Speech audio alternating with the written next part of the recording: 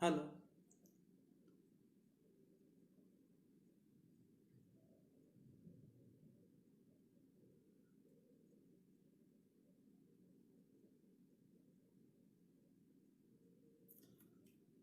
Hello, आवाज येत असेल तर सांगा फक्त. हॅलो. ओके. नमस्कार सर्वांना. जोहार. जिंदाबाद. आज या मंचावर येण्याची व बोलण्याची संधी मिळाली याचं काहीसं दडपण मनावर आहे. कारण वाचता येतं, लिहिताही येतं आणि बोलताही येतं, पण ज्यावेळेस ते स्वच्छंदी असतं त्यावेळेस ते अधिक चांगल्या प्रकारे घडतं. ठरवून असं कधी काही माझ्याकडून आजपर्यंत झालेलं नाही. अनेक पुस्तकं वाचण्याचा प्रयत्न केला, त्यातून मनातील प्रश्नांची उत्तरं रुंडाळली, पण आज जरा वेगळं वातावरण आहे. कोणी दिसत नसलं तरी समोर अनेक तज्ज्ञ ऐकत आहेत आणि त्यांच्या समोर राघोजी भांगरे यांच्या चळवळीची व्याप्ती मांडण्याची जबाबदारी माझ्यावर आज सोपवलेली आहे. खरं तर राघोजी भांगरे यांचे बंड ही एक सामाजिक चळवळ होती याबाबत मी माझं मत मांडणार आहे. त्यावरून त्या चळवळीची व्याप्ती समजून घेण्याचा प्रयत्न श्रोते करतील अशी अपेक्षा या ठिकाणी मी व्यक्त करतो. बघा, काल परवा आद्य आदिवासी क्रांतिकारक राघोजी भांगरे यांची जयंती मोठ्या उत्साहात आपण सर्वांनी वेगवेगळ्या ठिकाणी साजरी केलेली आहे. त्यात अनेकांची मनोगतं आपण ऐकली असतील आणि त्यातील सारांश कदाचित आपण सोशल मीडियाच्या माध्यमातूनही वाचला असेल. त्यात किंवा कोणत्याही आदिवासी क्रांतिकारकांचा उल्लेख असणाऱ्या पुस्तकात आदिवासींचे उठाव, आदिवासींचे बंड, आदिवासी वीरांचे बलिदान असं वाचलंही असेल किंवा वेगवेगळ्या संदर्भात आपण त्याबाबत अधिक माहिती करून घेतली असेल, काही स्वतः माहिती या ठिकाणी तयार केली असेल. पण आदिवासींच्या चळवळीचा उल्लेख असा ज्यावेळेस आपण विचार करतो, इतरत्र शोधतो, कुठे पुस्तकांमध्ये बघण्याचा प्रयत्न करतो, आता इंटरनेट सहज सोपं आहे म्हणून इंटरनेटवरतीही शोधण्याचा प्रयत्न करतो, तर त्यावेळेस आपल्याला एक गोष्ट लक्षात येते की आदिवासींच्या चळवळीचा उल्लेख तसा फार दुर्मिळ आहे. मी तर म्हणेल फार जुजबी अशी माहिती कुठेतरी आपल्याला आढळते.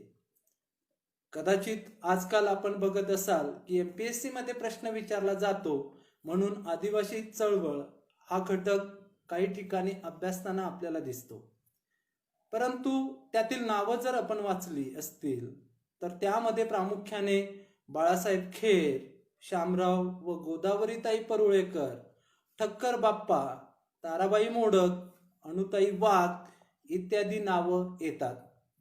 बघा, आता मी जी काही नावं घेतली यातील नावं आपण ऐकली असतील, परंतु ती आपल्या जीवनाशी किती निगडीत आहेत हा प्रश्न या ठिकाणी एक आदिवासी म्हणून आपल्यास पडलाही असेल, कदाचित तो पडत असेल.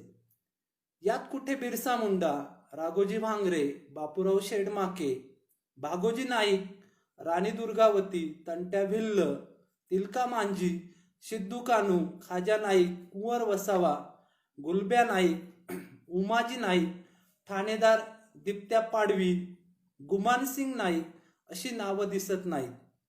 कारण बघा, त्याची कारणं वेगवेगळी असू शकतात, परंतु माझ्या मते त्यांना इतिहासाच्या किंवा चळवळीच्या बाहेर एका बंडकरी उपमेत सर्वांनी बंदिस्त करून टाकलंय. त्यामुळे त्यांच्या कार्याची व बलिदानाची व्याप्ती कधी समाजापुढे मांडण्याचा प्रयत्न पुरेसा कुणी केलेला दिसत नाहीये. आता ही जबाबदारी आपल्या सर्वांची आहे. आज राघोजी भांगरे यांच्या चळवळीची व्याप्ती समजून घेत असताना चळवळ म्हणजे काय हे समजून घेणे आवश्यक आहे. अर्थात एका साचेबंद चौकटीत काम करणाऱ्या व्यक्तीने, म्हणजे माझ्यासारख्या साचेबंद चौकटीत काम करणाऱ्या व्यक्तीने विद्रोही चळवळीच्या मंचावर चळवळ समजावून सांगणे खरे तर अतिशयोक्ती ठरेल. परंतु आज त्याच्यापासून सुरुवात करणं ही माझ्या विषयाची गरज मी समजतो. बघा, समाजातील काही महत्वपूर्ण घटक व व्यवस्था यामध्ये समाजहिताच्या बाजूने बदल घडवून आणण्यासाठी अथवा त्यामध्ये होणाऱ्या समाजघातक बदलांना संघटितपणे विरोध करण्यासाठी समाजातील असंख्य व्यक्ती एकत्र येऊन हेतुपूर्वक केलेला प्रयत्न म्हणजे सामाजिक चळवळ होय. बघा, ही चळवळीची अतिशय सहज सोपी व्याख्या मी आपल्या समोर मांडलेली आहे. या व्याख्येचा जर विचार केला तर राघोजी भांगरे यांचा विद्रोह हा स्वतःच्या एकट्याच्या फायद्यासाठी नव्हता, हे यातून आपल्याला पुढे जाऊन पाहायचं आहे, अभ्यासायचं आहे, समजून घ्यायचं आहे.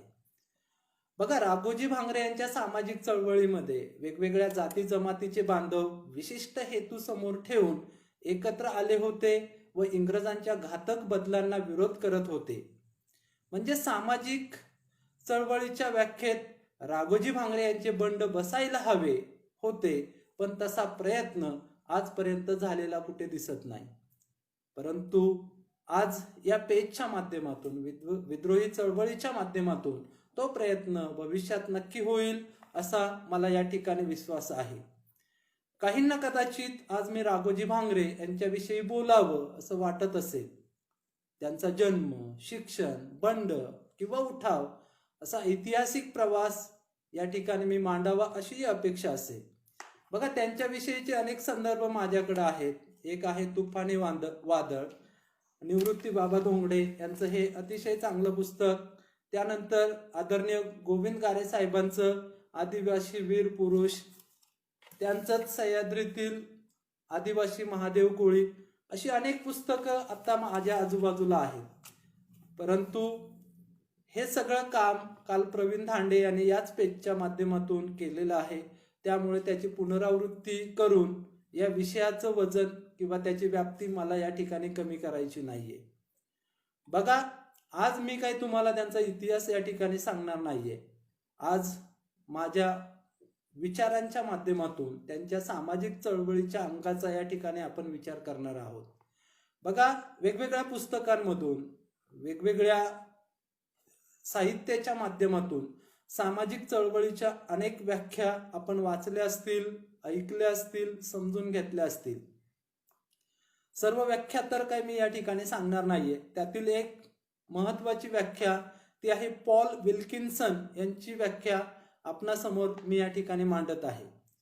बघा, पॉल विल्किन्सन यांचं सामाजिक चळवळीच्या बाबतीत एक मत आहे आणि तेच मत व्याख्येच्या स्वरूपात या ठिकाणी मांडलेलं आहे.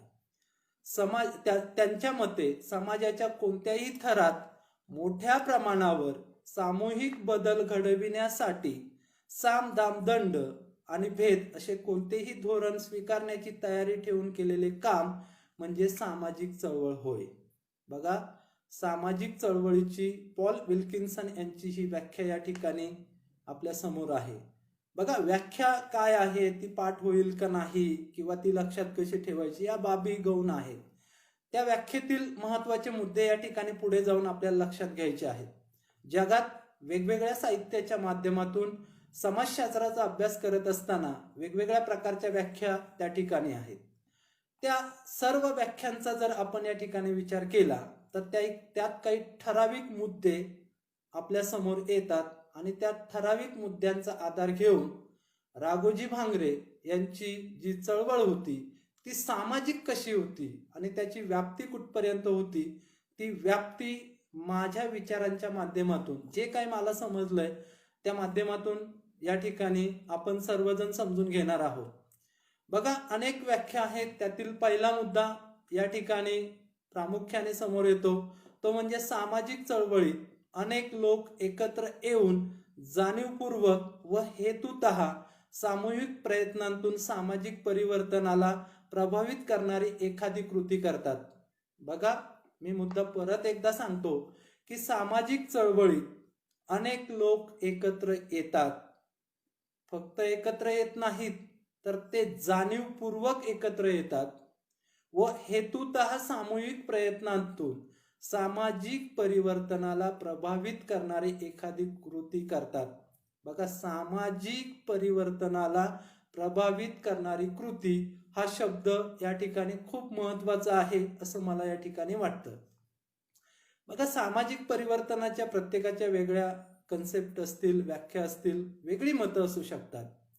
परंतु सामाजिक चळवळीच्या ज्या काही व्याख्यांचे मुद्दे आहेत समाजशास्त्रामध्ये, त्या मुद्द्यांबरोबर जर आपण राघोजी भांगरे यांच्या कार्याला जोडून बघितले तर आपल्या लक्षात येईल की 1821 साली जेव्हा इंग्रज रतनगड आपल्या ताब्यात यावा म्हणून प्रयत्न करत होते, तेव्हा इंग्रजांच्या या अतिक्रमणाला विरोध म्हणून रामजी भांगरे, बघा रामजी भांगरे हे राघोजी भांगरे यांचे वडील आहेत, हे आपल्याला सर्वांना माहीत आहे. या रामजी भांगरेंच्या नेतृत्वाखाली गोविंदराव खाडे, वालोजी भांगरे, लक्षा ठाकर यांनी जाहीर उठाव केला होता आणि याच चळवळीच्या अंगाखांद्यावर राघोजी भांगरे मोठे होत होते. म्हणजे बघा, रामजी भांगरेंच्या उठावाचा नक्कीच परिणाम राघोजी भांगरेंच्या जीवनशैलीवर पडला असेल, त्यांच्या बालमनावर पडला असेल, हे आपल्याला या ठिकाणी नक्कीच समजून येईल. आता हाच मुद्दा जर पडताळून पाहायचा असेल तर इतिहासात आपण थोडंसं डोकावलं पाहिजे. त्यांच्या बालपणातील काही प्रसंग आपण आवर्जून पडताळून पाहिले पाहिजेत. एक प्रसंग या ठिकाणी मी आपणास सांगतोय. बघा, त्यांच्या बालपणातला हा प्रसंग आहे. निवृत्ती बाबांच्या पुस्तकामध्ये या ठिकाणी मी तो वाचलेला आहे. एकदा राघोजी भांगरे त्यांच्या साथीदारांसह जंगलामध्ये शिकारीला गेले होते. रानात फिरता फिरता त्यांना वाघ दिसला. बघा, वाघ दिसल्यानंतर त्यांनी आपल्या बंदुकीचा चाप ओढून एक गोळी झाडली. बघा, दुर्दैवाने ती गोळी त्या ठिकाणी चुकली, त्यांचा नेम चुकला, कारण यांच्या पायाच्या आवाजाने वाघ अगोदरच सावध झालेला होता. राघोजी भांगरे यांच्या बंदुकीतून बाहेर पडलेली गोळी वाघाच्या मानेजवळून चाटून गेली. बघा, बानेजवळून गोळी गेल्यानंतर वाघ चवताळला आणि चवताळलेला वाघ काय करतो हे सह्याद्रीतील वाघांना मी सांगण्याची फार काही गरज नाहीये. त्या चवताळलेल्या वाघाने त्या ठिकाणी प्रतिहल्ला केलेला आहे. बघा, त्यावेळेचा प्रसंग कसा असेल एक चित्र आपल्या समोर या ठिकाणी उभं आपण करायचं आहे की वाघ चवताळलेला, ही काही 10-15, 4-5 पोरं असतील, कमी वयाची आहे, बालपणातील आहेत आणि या मुलांसमोर तो वाघ चवताळलेल्या अवस्थेत आहेत. काय अवस्था झाली असेल त्या मुलांची? कुठे पळू, कोणत्या झाडावर चढू, आपला जीव कसा वाचू, हीच अवस्था आपलीही झाली असती, त्यांचीही झाली असेल नक्कीच. बघा, राघोजीने मनात आणलं असतं, ठरवलं असतं तर तेथून पळून जाणे त्याला सहज शक्य होतं, परंतु त्याने तसं केलं नाही. त्यांच्या मनात कदाचित त्या ठिकाणी विचार आला असेल की जर आपण पळून गेलो तर आपल्या मित्रांचा जीव कोण वाचवणार. या विचाराने त्यांनी अंगावर चाल करून आलेल्या वाघावर मोठ्या हिमतीने झडप घातली. यात त्यांनी वाघाचा जबडा फाडला.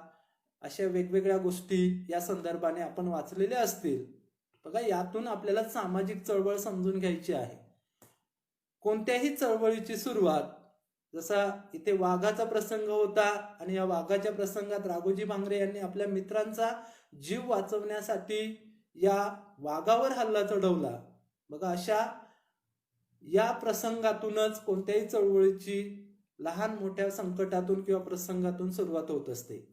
राघोजी भांगरे यांच्या धाडसाचं नक्कीच या प्रसंगातून आपण सर्व कौतुक करत असाल, मी पण करतो. परंतु या कौतुकापेक्षा पुढे जाऊन एक समाजशास्त्राचा अभ्यासक किंवा एक समाजशास्त्राचा विद्यार्थी म्हणून आपण विचार केला पाहिजे. बघा, या प्रसंगाच्या बाबतीत मी तर म्हणेल की त्यांच्या या कृतीत मानवतावादी दृष्टिकोनाची झलक होती. बघा, मानवतावादी दृष्टिकोन ही खूप मोठी व्यापक संकल्पना आहे आणि ती आपल्या जीवनात असणं हे कोणत्याही चळवळीच्या मजबूत असण्याचं लक्षण या ठिकाणी आहे.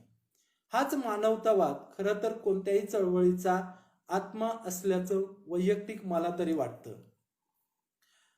बघा, हा चळवळीचा पहिला मुद्दा या ठिकाणी आपण राघोजी भांगरेंच्या जीवनाशी जोडून बघितला. त्यामध्ये आपल्याला नक्कीच ती गुणवैशिष्ट्ये दिसतात. आता दुसऱ्या मुद्द्याकडे आपण या ठिकाणी वळणार आहोत.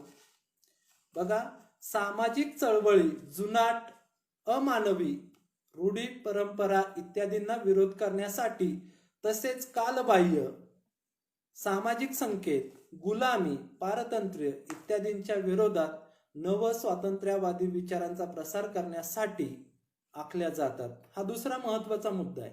बघा, कोणत्याही चळवळीचा ज्यावेळेस आपण अभ्यास करतो त्यावेळेस हा महत्वाचा व्याख्यानमधून समोर आलेला मुद्दा आहे की सामाजिक चळवळी ह्या जुनाट, अमानवी, रूढी, परंपरा इत्यादींना विरोध करण्यासाठी निर्माण झालेल्या असतात, अस्तित्वात आलेल्या असतात. तसेच कालबाह्य सामाजिक संकेत, ज्या गोष्टी कालबाह्य झालेल्या आहेत, उदाहरणार्थ अंधश्रद्धा, या कालबाह्य आहेत, या झुगारून टाकल्या पाहिजेत, ह्या उखडून फेकल्या पाहिजेत, यासाठी चळवळी काम करत असतात. त्याचबरोबर गुलामी, पारतंत्र्य इत्यादींच्या विरोधात अतिशय महत्वाचा शब्द या ठिकाणी मी वापरतोय की नव स्वातंत्र्यवादी विचारांचा प्रसार करण्यासाठी. बघा, कदाचित इंग्रजांच्या राजवटीच्या काळात काहींना वाटत असेल की इंग्रजांनी जी काही कामं केलीत किंवा ते करत होते ती खूप चांगली आहेत, टिकाऊ आहेत. आजही आपण त्यांच्या त्या कार्याचं कौतुक करतो. परंतु नव स्वातंत्र्यवादी विचार हे मानवतेच्या दृष्टिकोनातून खूप महत्वाचे आहेत आणि ते सामाजिक चळवळीच्या बाबतीत आपण पडताळून पाहिले पाहिजेत. जर या गृहीतकाचा विचार आपण राघोजी भांगरेंच्या लढ्याच्या बाबतीत तपासून पाहायचं ठरवलं तर त्या ठिकाणी आपण नक्कीच त्यांच्या कार्याची सुरुवात कशी झाली अशा इतिहासातील अनेक गोष्टी आपण नक्कीच पडताळून पाहू शकतो. यात मी 1-2 गोष्टींचा फक्त उल्लेख करणार आहे. बघा, त्या काळातील तो प्रसंग नक्की आपल्या नजरेसमोर उभा करा की सावकारांची मनमानी सगळीकडे सुरू आहे, जमीनदारांची मुजोरी त्या ठिकाणी सगळीकडे सुरू आहे आणि ही मोडीत काढण्यासाठी राघोजी भांगरेंनी आपले बंड उभे केलेले आहे. मग यात पाबुळवंडी, लाडगाव, आंबेवंगण ही अकोले तालुक्यातली गावं आहेत. राजूर जवळ ही अकोले तालुक्यातली प्रमुख गावं आहेत. येथील ललूभाई सावकार असो वा बारागाव पठार म्हणजेच प्रवारा खोऱ्यातले अमरचंद, हुकुमचंद किंवा केशवचंद हे सावकार असोत, यांच्या घरांवर धाडी टाकून ते जे अन्याय अत्याचार गोरगरीब जनतेवर करत होते त्याला आळा बसविण्याचं काम राघोजी भांगरेंनी आपल्या बंडांच्या माध्यमातून, आपल्या उठावांच्या माध्यमातून केलेलं आहे. बघा, या सगळ्यांमध्ये नेमका सामाजिक चळवळीचा कोणता विचार आपल्याला अभ्यासता येतोय किंवा समोर येतोय या गोष्टी आपण पडताळून पाहण्याचा प्रयत्न करतोय. सावकारांच्या गुलामीतून शेतकऱ्यांना स्वातंत्र्य मिळवून देण्याचे काम राघोजीने आपल्या बंडातून केले होते. कदाचित ते स्वातंत्र्य पूर्ण मिळाले नसेल, परंतु त्याचा प्रयत्न म्हणजेच नव स्वातंत्र्यवादी विचारांचा या ठिकाणी पुरस्कार करणारा राघोजी होता आणि त्यांचं बंड त्याच दिशेने पुढे जात होतं. त्या काळातील महिलांचा विचार केला तर हे सावकार, हे जमीनदार हे ज्यावेळेस आपल्या वसुलीसाठी लोकांच्या घरी जात होते, शेतकऱ्यांच्या घरी जात होते, त्यावेळेस अनेकदा ते महिलांवरतीही आपले हात टाकत होते. एकंदरीतच महिलांकडे उपभोगाची वस्तू म्हणून पाहण्याचं काम ते सावकार करत होते. दडपशाहीचे धोरण राबवणारे हे सावकार अनेकदा माता भगिनींवर हात ज्यावेळेस टाकत असत त्यावेळेस चीड नक्कीच प्रत्येकाच्या मनात येत असेल, नक्कीच. परंतु ती प्रत्यक्षात कृतीत उतरवण्याची हिंमत राघोजी भांगरेंनी त्या ठिकाणी दाखवलेली होती आणि तीच हिंमत म्हणजेच सामाजिक चळवळीमध्ये ज्या रूढीबाह्य संकेत आहेत, जे गुलामीचे विचार आहेत, जे पारतंत्र्याचे विचार आहेत ते मोडीत काढण्याची किंवा ते झुगारून टाकण्याची हिंमत राघोजी भांगरेंनी त्यांच्या या उठावांच्या माध्यमातून केले होते. नुसते एकट्या राघोजी भांगरेने ते सर्व केलेलं नव्हतं, तर त्याने ही हिंमत त्या काळातील जनमानसात तयार करण्याचं काम केलं होतं. हे त्यांनी केलं होतं असं मी कधी म्हणणार नाही, त्यांच्या चळवळीने हे काम उत्कृष्टपणे केलं होतं असं मी खूप जबाबदारीने या ठिकाणी माझं विधान करतोय. सामाजिक चळवळीतील व्याख्यांच्या बाबतीत आपण 3ऱ्या मुद्द्याकडे या ठिकाणी वळतोय. सामाजिक चळवळीत अंतर्भूत असणारे सामूहिक प्रयत्न कमी अधिक संघटित स्वरूपातील असणे अभिप्रेत असते. बघा, कोणत्याही सामाजिक चळवळीचा विचार केला तर त्यांचे जे काही सामूहिक प्रयत्न असतात ते कमी अधिक संघटित स्वरूपात असणे अभिप्रेत असते. म्हणजे कमी अधिक संघटित असतात. सगळीकडेच संघटन मोठ्या प्रमाणात असेल असं नाही.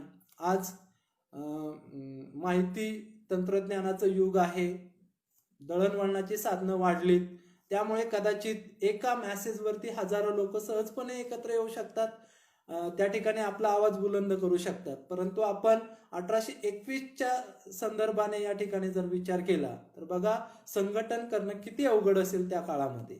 तरीही राघोजी भांगरे यांच्या चळवळीत सामूहिक प्रयत्न झालेले आहेत त्यांचं संघटन झालेलं आहे आणि या संघटनाच्या माध्यमातून त्यांनी अन्यायाच्या विरोधात आवाज उठवलेला आहे. बघा, या संघटन कौशल्याच्या बाबतीत बोलायचं झालं तर राघोजी भांगरे यांचे संघटन कौशल्य खूपच चांगले होते. हा त्यांच्या जीवनशैलीचा किंवा व्यक्तिमत्वाचा एक महत्वाचा गुण असेल. त्याचाच परिणाम म्हणून जेव्हा अमृतराव कुलकर्णी, बघा अमृतराव कुलकर्णी यांचा इतिहासातील संदर्भ तुम्ही नक्की ऐकला असेल, कारण त्याच्यापासूनच राघोजी भांगरेंच्या बंडाची सुरुवात झालेली आहे. या अमृतराव कुलकर्णीने इंग्रजांना खोटी शिफारस करून राघोजी भांगरेंना अटक करून घेतली होती. बघा, खोट्या गुन्ह्यात या अमृतराव कुलकर्णीच्या मदतीने इंग्रजांनी राघोजी भांगरेंना अटक केली होती. तेव्हा राघोजीने आपल्यावरील या खोट्या आरोपाचा जाब त्या काळातील राजूर पोलीस स्टेशनच्या हवालदारास विचारला. बघा, इंग्रजांचा तो पोलीस अधिकारी आहे आणि त्याला एक सर्वसामान्य कुटुंबातील एक व्यक्ती म्हणजे राघोजी भांगरे त्या ठिकाणी जाब विचारतोय. किती राग आला असेल त्या पोलीस अधिकाऱ्याला.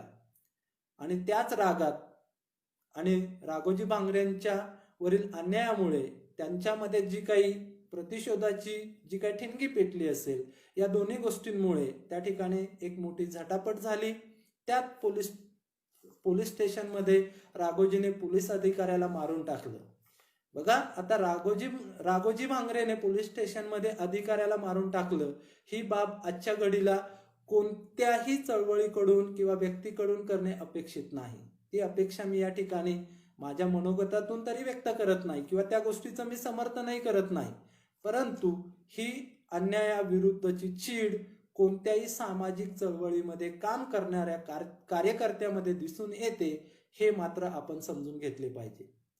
बघा, अन्याय फक्त आपल्यावरचा आहे म्हणून आपण विरोध करायचा असं नाहीये, तर समाजातील कोणत्याही तळागाळातील व्यक्तीवर होणाऱ्या अन्यायाच्या विरोधात चळवळ काम करत असते. चळवळ ही व्यक्तिनिष्ठ कधीही भूमिका घेत नाही आणि राघोजी भांगरेंची चळवळ या अशाच पद्धतीने पुढे विकसित होत गेलेली आहे. बघा, पोलीस स्टेशन मधून राघोजी बाहेर पडल्यानंतर अवघ्या 8 दिवसात मुळाखोरे, 40 गाव डांगण, 12 गाव पठार येथील विविध जाती जमातीच्या तरुणांचे संघटन त्यांनी बनवले.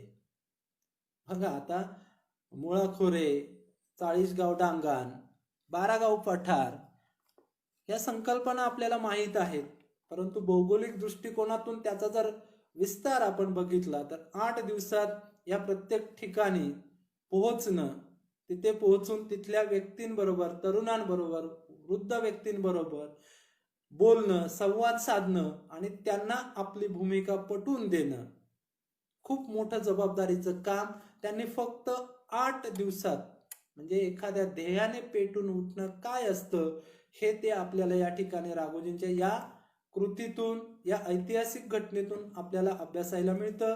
आपण ते समजून घेतलं पाहिजे. बघा, या 12 गाव पठार असेल, 40 गाव डांगण असेल, मुळाखोरं असेल, या येथील विविध जाती जमातीच्या तरुणांचं संघटन त्याने आपल्या संघटन कौशल्याच्या माध्यमातून त्या ठिकाणी बनवलं. हे संघटन म्हणजेच एक सामाजिक चळवळ होती त्या काळातील अन्यायाविरोधात आवाज उठवण्यासाठी. त्या काळातील अन्याय कदाचित आत्ताच्या काळात त्याचं स्वरूप बदललेलं असेल, परंतु त्या गोष्टी आज घडत नाहीत असं नक्कीच नाहीये. राघोजींचा लढा स्वतःसाठी असता. बघा, राघोजींना अटक झाली, त्यांच्यावर खोटा आरोप लावला, एका मर्यादित गोष्टीसाठी जर त्यांनी लढा सुरू केला असता तर वेगवेगळ्या ठिकाणांवरील तरुण त्यांना स्वतः येऊन मिळालेच नसते. वैयक्तिक लढ्यासाठी इतकं मोठं संघटन कधीच उभं होत नाही किंवा उभं राहत नाही. बघा, म्हणून राघोजींचा लढा स्वतःसाठी कदापि नव्हता, तर त्या काळातील अन्यायाच्या विरोधात होता. म्हणून स्वयंस्फूर्तीने त्यांच्याच विचाराचे, नव स्वातंत्र्यवादी विचाराचे अनेक तरुण स्वतः येऊन राघोजी भांगरे यांना मिळाले. ही सामाजिक प्रेरणा चळवळीत विकसित होताना या ठिकाणी आपल्याला दिसून येते, जी आज तुमच्या आमच्यात आहे. म्हणूनच आपण या ठिकाणी एकमेकांचे विचार ऐकत आहोत. मोठ्या उमेदीने ते मांडण्याचा व समाजापर्यंत वास्तव पोहोचविण्याचा प्रयत्न आपण सर्वजण या ठिकाणी करत आहोत. हे काम सर्व चळवळींच्या बाबतीत अपेक्षित असते आणि ते राघोजी भांगरेंच्या चळवळीच्या बाबतीत सुद्धा घडलेलं आहे. बघा, त्यांनी कार्य केलेलं आहे. फक्त ही चळवळ सामाजिक स्वरूपात पुढे नेण्याचं काम आता तुमच्या आमच्या सारख्यांना सर्वांना करायचं आहे. सामाजिक चळवळीच्या व्याख्यानमधला पुढचा मुद्दा या ठिकाणी आपण विचारात घेऊयात. तो चौथा मुद्दा आहे. असे अनेक मुद्दे आहेत, परंतु त्यातले ठराविक मुद्दे आपण विचारात घेणार आहोत. सामाजिक चळवळीचे स्वरूप सामुदायिक कृतीचे लवचिक किंवा ताठर असू शकते. बघा, लवचिक किंवा ताठर स्वरूप असं या ठिकाणी म्हटलंय, आणि ती आहे सामाजिक कृती. म्हणजे काही गोष्टी लवचिक असतात आणि काही गोष्टी ताठर, म्हणजे त्या कराव्याच लागतात, त्या पाळाव्याच लागतात. हा बंधक सामाजिक चळवळीमध्ये असतो. मग आता नेमकं राघोजी भांगरेंच्या चळवळीचं स्वरूप ताठर होतं की लवचिक होतं? कधी ताठर होतं, कधी लवचिक होतं, या गोष्टी आपल्याला या ठिकाणी समजून घ्यायच्या आहेत. राघोजींचा प्रत्येक लढा किंवा बंड हा सामुदायिकच होता, हे या अगोदरच्या उदाहरणांवरून मी आपणास सांगितलेलं आहे, किंवा तुम्ही तुमच्या वाचनातून ते पडताळून पाहू शकता. त्यांचा लढा लवचिकही होता. बघा, त्यांचा लढा लवचिकही होता. हे जर आपल्याला तपासायचं असेल तर बघा, सावकारांच्या घरांवर धाडी टाकत असताना अनेक सावकारांची त्यांनी कानं नाकं कापली. ही ताठर भूमिका या ठिकाणी आपल्याला पाहायला मिळते. परंतु ज्यांची कानं नाकं त्यांनी कापली, त्यांच्या घरातील कोणत्याही स्त्रीला त्यांनी धक्का लागू दिला नाही. नुसतं राघोजींनीच धक्का लागू दिला नाही असं नाही, तर त्यांच्या चळवळीतील कोणत्याही कार्यकर्त्याने, कोणत्याही मावळ्याने महिलांवरती कधी हात टाकला नाही. कधी, म्हणजे आपल्या शत्रूच्या महिलांना सुद्धा माते समान मानण्याची भूमिका, लवचिकता, उदारता या राघोजी भांगरेंच्या चळवळीमध्ये या ठिकाणी आपल्याला दिसून येते. बघा, सामाजिक लढाई लढताना, अन्यायाविरोधात आवाज उठवताना आपल्या हातून अन्याय किंवा अत्याचार कोणा निरपराध किंवा निष्पाप व्यक्तींवर होणार नाही, इतकी लवचिकता राघोजींच्या प्रत्येक साथीदारामध्ये, त्यांच्या बंडामध्ये होती. खरं म्हणजे त्यांच्या चळवळीची ही तर एक जमेची बाजू होती. हा विचार त्यांनी शेवटपर्यंत पाळला, हे त्यांच्या चळवळीचे यश होते असे म्हणायला हरकत नाही. बघा, अनेकांच्या कमेंट येत आहेत. सध्या मी कमेंट वाचू शकत नाहीये, त्याच्यामुळं थोडासा डिस्टर्बन्स येईल. नक्की शेवटी वाचण्याचा मी नक्की प्रयत्न करेल आणि त्या दृष्टीने त्याबाबत मत व्यक्त करण्याचा प्रयत्न करेल. सुरुवातीला आपण मुद्द्यांवरती येऊयात. बघा, राघोजींच्या साथीदारांमध्ये जी लवचिकता होती, ती लवचिकता या ठिकाणी मी आपल्या समोर मांडली. बघा, ही लवचिकता त्यांच्या चळवळीचं यश म्हणता येईल, आजही आपल्या लक्षात येईल. बघा, चळवळ 1821 पासून सुरुवात झालेली आहे. आजही तुम्ही सह्याद्रीच्या कोणत्याही डोंगर रांगांमध्ये जा, आदिवासी समाजामध्ये जा, आदिवासी भागांमध्ये जा, महिलांकडे पाहण्याचा जो काही दृष्टिकोन आहे, तो दृष्टिकोन नेमका कसा आहे, जो राघोजी भांगरेंच्या जीवनात होता तसाच आहे की बदललाय, ह्या गोष्टी आजही आपण तपासून पाहू शकतो. कदाचित यात आजकाल बाहेरील संस्कृतींच्या अतिक्रमणामुळे काही गोष्टी बदलल्या असतील, त्याला अपवाद नक्कीच आहेत. परंतु एक सामाजिक किंवा सार्वजनिक दृष्टिकोनातून जर बघितलं तर तो महिलांकडे माते समान बघण्याचा दृष्टिकोन आजही आदिवासी समाज बांधवांमध्ये दिसतो, आणि तो राघोजी भांगरेंच्या त्या चळवळीपासून आपल्यापर्यंत आजही टिकून आहे. हे या ठिकाणी त्यांच्या चळवळीची लवचिकता आणि सावकारांची, जमीनदारांची कानं नाकं कापण्याच्या भूमिकेतून दिसून येणारे त्यांच्या चळवळीची ताठरता या ठिकाणी आपण पाहिलेली आहे. बघा, आजही आपण बघतो की एखाद्याने दिलेला शब्द ही तळागाळातली माणसं किती समर्पकपणे पाळतात. दिलेला शब्द पाळणे, कुणी टाकलेला विश्वास सार्थकी ठरवणे, या बाबी तुमच्या आमच्यामध्ये आजही आहेत. पुढारलेल्या समाजामध्ये यातून अनेक समस्या निर्माण झालेल्या आहेत, त्यावरती काही बोलण्याचा तो आजचा आपला विषय नाहीये. बघा, हे सर्व महाराष्ट्रभर किंवा देशभर आदिवासींचे जे उठाव झाले, मग त्यात बिरसा मुंडा असेल, तंट्या मामा असतील किंवा तिलका मांजी असतील, हे एकच विचार संपूर्ण भारतभर आपल्याला या आदिवासी चळवळींच्या बाबतीत पाहायला मिळतात. बघा, चळवळीच्या बाबतीत आपल्याला पुढचा मुद्दा या ठिकाणी विचारात घ्यायचा आहे. काही सामाजिक चळवळी समाजाच्या प्रगतीसाठी उपयुक्त ठरतात, तर काही चळवळी अडथळे निर्माण करतात. बघा, सर्वच सामाजिक चळवळी ह्या समाजाच्या प्रगतीसाठी उपयुक्त ठरतात असं समाजशास्त्रात किंवा सामाजिक चळवळींच्या व्याख्येत म्हटलेलं नाही. काही चळवळी अडथळे सुद्धा निर्माण करतात, विकासाला खीळ घालतात. परंतु या वादाच्या मुद्द्यात आपल्याला पडायचं नाहीये. कोणत्या चळवळी अडथळे निर्माण करतात किंवा कोणत्या चळवळी समाजाच्या प्रगतीसाठी उपयुक्त आहेत याची उदाहरणं आपल्याला तपासण्याची इथे गरज नाहीये.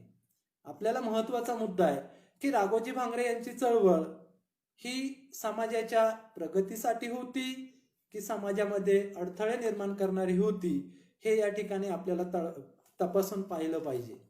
जेव्हा आपण सह्याद्रीच्या डोंगर रांगात वास्तव्य करणाऱ्या आदिवासी बांधवांशी हितगुज करतो, त्यांच्याशी बोलतो, आपुलकीने बोलतो, तेव्हा आपल्या लक्षात येते की एक अक्षरही न शिकलेली एखादी आजीबाई ज्या वेळेस झाडामध्ये झाड उंच पांगऱ्याचा, राघोने केलं बंड, नाव सांग भांगऱ्याचा हा पोवाडा मोठ्या अभिमानाने गाऊन दाखवते.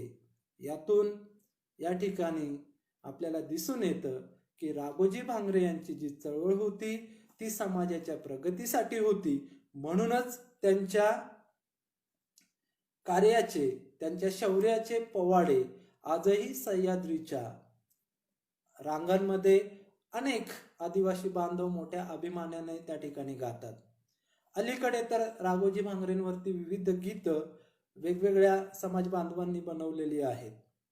म्हणजे एकंदरीतच काय, वीरांचे पोवाडे जे गायले जातात तो वीर राघोजी भांगरे या ठिकाणी या सह्याद्रीच्या पर्वत रांगांमध्ये होऊन गेलेला आहे आणि त्याची ती सामाजिक चळवळ नक्कीच समाजाच्या प्रगतीसाठी होती. हे आपण मोठ्या अभिमानाने या ठिकाणी मांडलं पाहिजे, लोकांपर्यंत ते या ठिकाणी पोहोचवलं पाहिजे. या मुद्द्यांचा ऐतिहासिक आधार जर बघितला तर आपल्या लक्षात येईल की ज्या ज्या सावकाराच्या घरी राघोजी भांगरे यांनी व त्यांच्या साथीदारांनी हल्ला केला, त्या हल्ल्यात सावकाराकडे असलेल्या लोकांच्या जमिनीचे कागदपत्र पेटून देण्याचे काम त्यांनी केले. बघा, लक्षात घ्या, ज्या ज्या सावकारांच्या घरी राघोजी भांगरे किंवा त्यांच्या साथीदारांनी हल्ले केले, त्या साथीदारांनी किंवा राघोजी भांगरेंनी त्या सावकाराच्या तिजोरीत असणारे जमिनींचे, लोकांच्या जमिनींचे कागद पेटवून देण्याचं काम केलं. बघा, आता मुद्दा एक लक्षात घ्या, कागदपत्रांची होळी केली आपण इतिहासात सांगतो, परंतु जर तेच कागद राघोजी भांगरे यांनी आपल्या गटातील, आपल्या चळवळीतील, आपल्या बरोबर असणाऱ्या मावळ्यांना जर दिले असते, त्या जमिनी जर त्यांच्या नावावर करून दिल्या असत्या, तर काय झालं असतं? या सह्याद्रीचं आजचं स्वरूप नेमकं काय असतं? ह्या गोष्टीची कल्पना आपण जर केली, त्याचं वास्तव जर समजून घेतलं, तर राघोजी भांगरे यांच्या चळवळीची व्यापकता आपल्याला बाहेरून कोणी येऊन सांगण्याची गरज मला तरी वाटत नाही. बघा, ते काम त्यांना जर सावकारांच्या तिजोरीतून कागदपत्र काढून पेटून देणं त्यांना शक्य होतं, तर सावकारांच्या मानगुटीवर बंदूक ठेवून ते कागदपत्र बदलून त्या जमिनी त्यांच्या नावावर करून घेता सहज आल्या असत्या. आणि तसं जर त्यांनी केलं असतं तर त्यांचा जो काही उठाव होता, बंड होतं, ते एक वेगळ्या मार्गाने गेलं असतं. परंतु त्यांनी ते कदापि त्या ठिकाणी केलेलं नाहीये. जी काही कागदपत्र त्यांच्या हाती लागली त्यांनी ती जाळून टाकली. याचा शब्दशः अर्थ न घेता त्याचा अर्थ या ठिकाणी आहे की त्या जमिनी ज्या होत्या त्यांनी त्या जमिनी मूळ मालकांना कोणताही मोबदला न घेता परत केलेल्या आहेत. म्हणजेच काय, तर लोकांना फसवून ज्या जमिनी सावकारांनी आपल्या ताब्यात घेतलेल्या होत्या त्या हजारो एकर जमिनी त्यांनी आपल्या जीवावर उधार होऊन शेतकऱ्यांना परत मिळवून दिल्या. त्या काळात जर ही सामाजिक चळवळ उभी राहिली नसती तर आज सह्याद्रीच्या डोंगर रांगात हे निसर्ग वैभव आपणास दिसलं असतं का?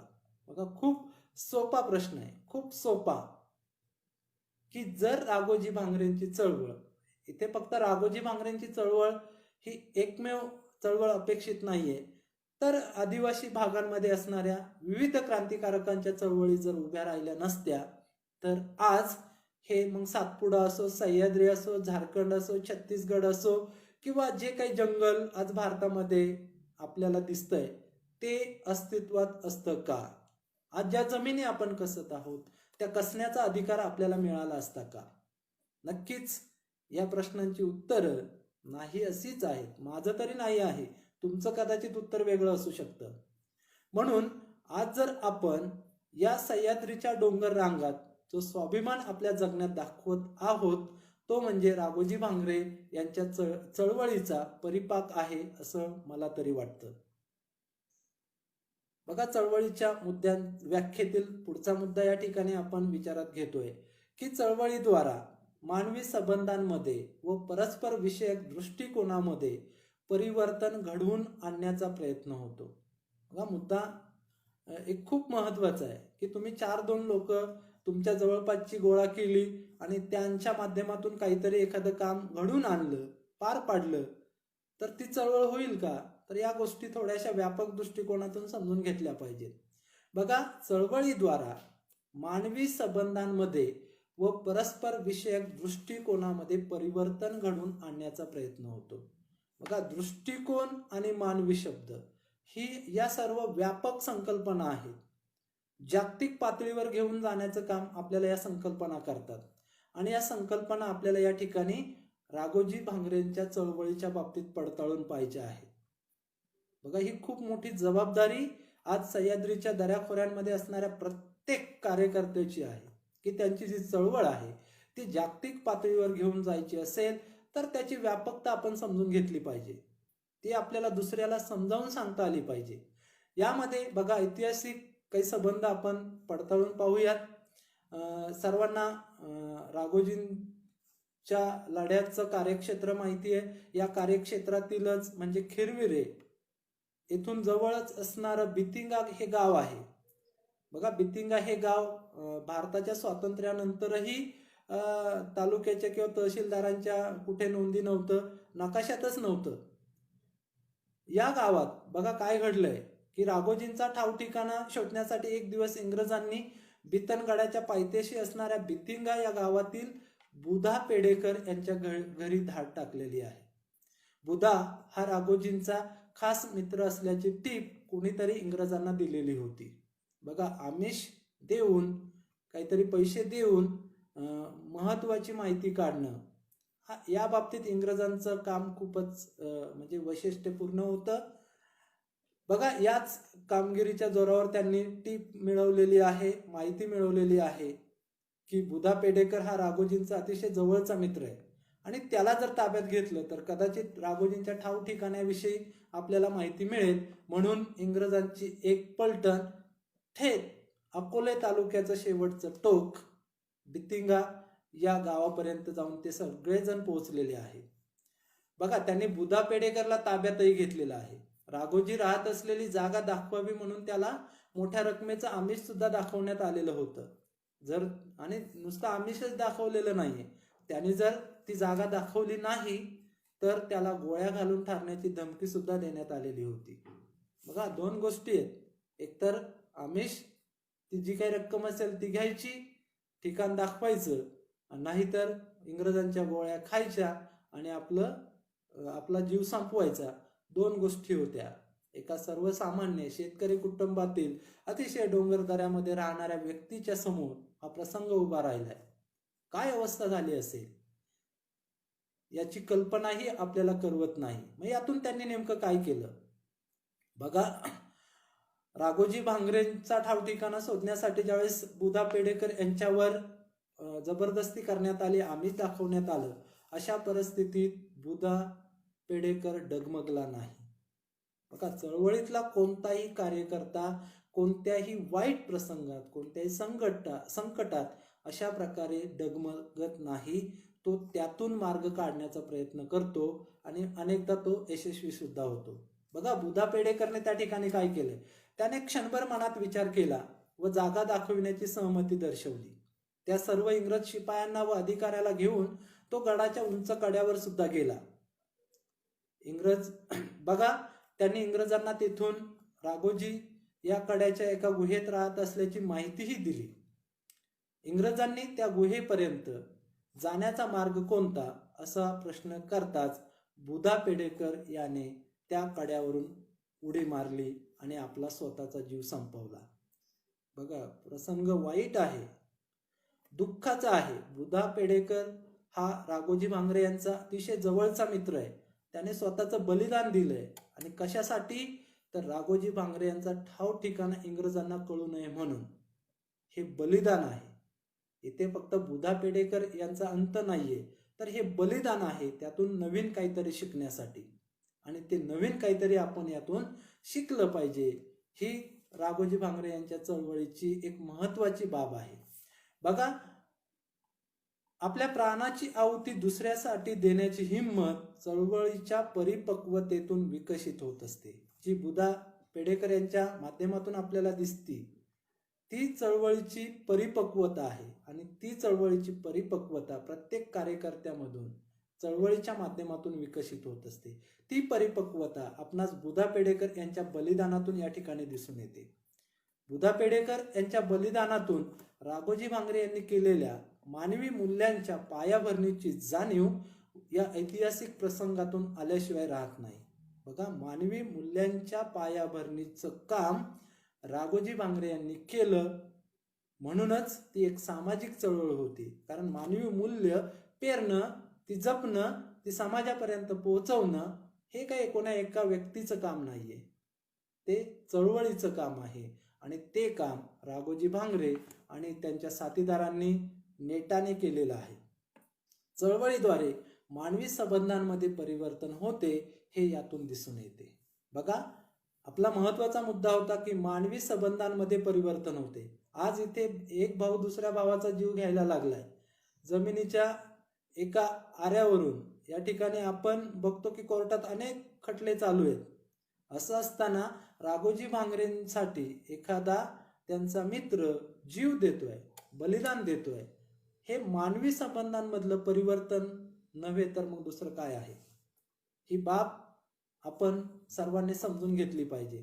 दुसरा मुद्दा त्यामध्ये होता परस्पर विषयक दृष्टिकोनामध्ये परिवर्तन. परस्पर विषयक दृष्टिकोनामध्ये परिवर्तन. आणि या बाबतीत राघोजी भांगरेंचं नेमकं काय काम होतं तेही आपल्याला या ठिकाणी समजून घ्यायचं आहे. बघा, परस्पर विषयक दृष्टिकोनामध्ये परिवर्तन घडवून आणण्याची ताकद राघोजी भांगरे यांच्या चळवळीमध्ये होती.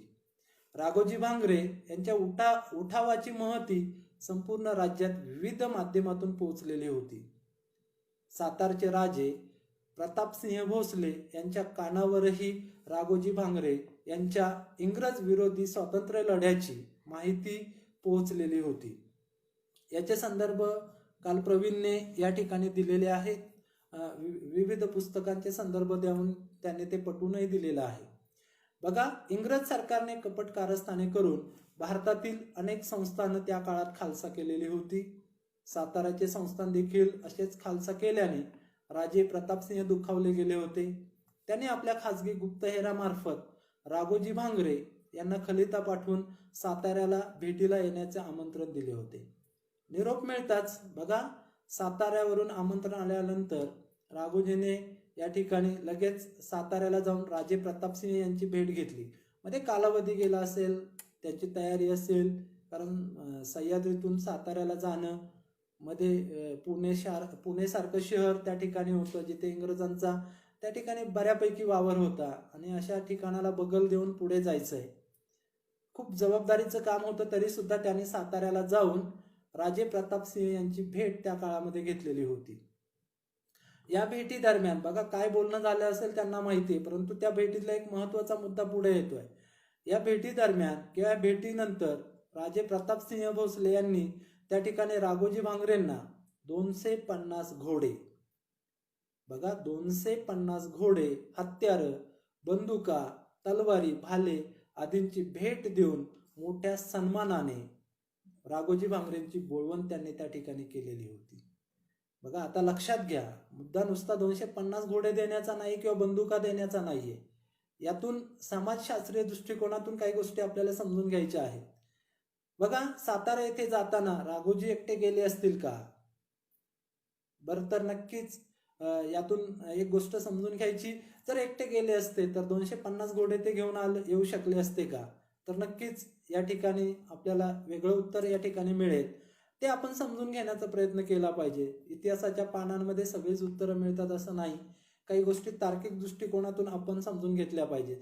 250 घोडे साताऱ्याला मिळालेत आणि ते सह्याद्रीमध्ये घेऊन यायचे, म्हणजे खूप मोठ्या ग्रुपचं काम आहे, संघटनाचं काम आहे, चळवळीचं काम आहे आणि ते काम त्यांनी लीलया पार पाडलेलं आहे. ते सगळे यशस्वीपणे पोलिसांना, इंग्रजांना त्या ठिकाणी चकवा देऊन आपल्या सह्याद्रीमध्ये या ठिकाणी परतलेले होते आणि त्यानंतर त्या ठिकाणी त्यांची चळवळ त्या ठिकाणी पुढे गेलेली आपल्याला पाहायला मिळते.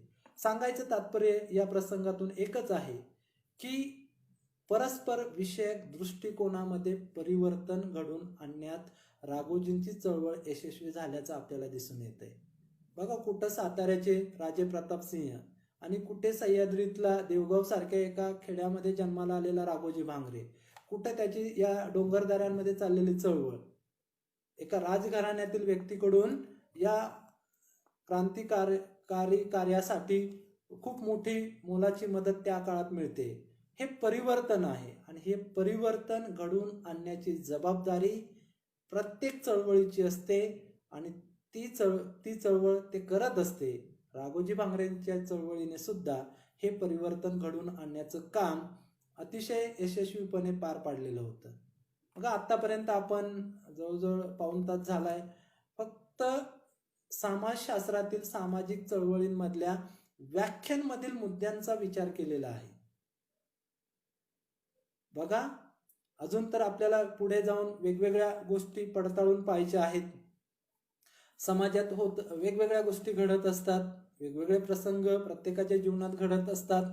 समाजात होत असलेला विकास कसा होतो हे सगळ्यांना माहिती आहे, कारण त्याला सामोरं प्रत्येकाला जावं लागतं.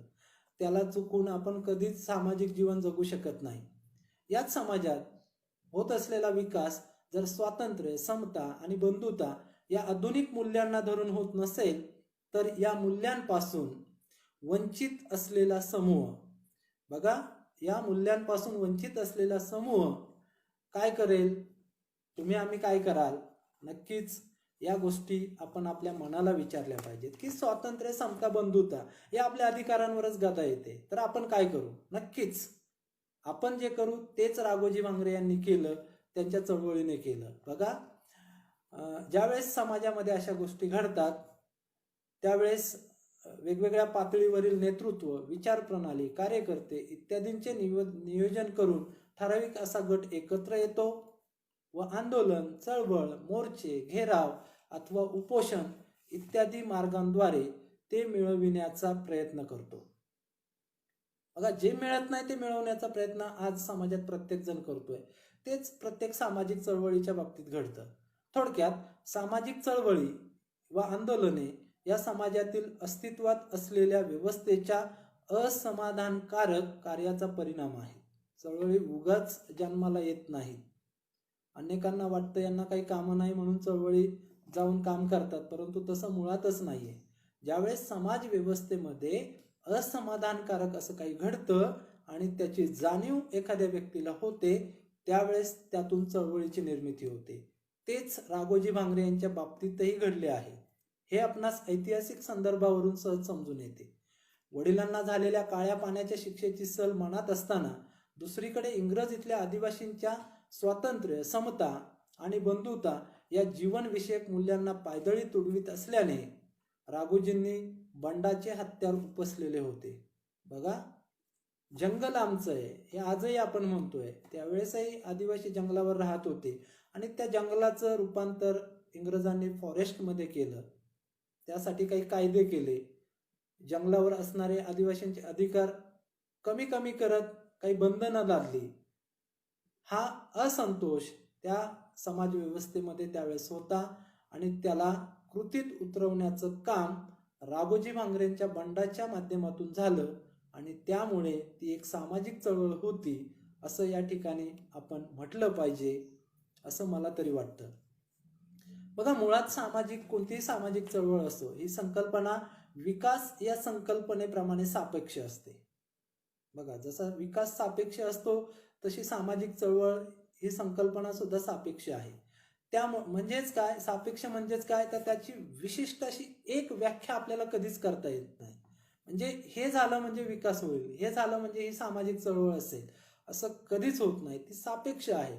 वेगवेगळ्या ठिकाणी वेगवेगळ्या परिस्थितीमध्ये जशी विकासाची व्याख्या बदलू शकते, तशी सामाजिक चळवळीची सुद्धा व्याख्या त्या ठिकाणी बदलू शकते. म्हणजेच काय, तर अमुक एका व्याख्येमध्ये सामाजिक चळवळ आपल्याला मर्यादित कधीच करता येणार नाही. बघा, ती व्यक्ती परत्वे, संघटन परत्वे बदलू शकते. त्याप्रमाणे राघोजी भांगरे यांच्या चळवळीची व्याख्या सुद्धा आपल्याला करता येणार नाही किंवा त्याची व्याप्ती सुद्धा आपल्या दृष्टिकोनाच्या फुटपट्टीतून सहजपणे मोजता येणार नाही. ती कोणत्याही चळवळीच्या उद्दिष्टांना कदापि समर्पक ठरणार नाही.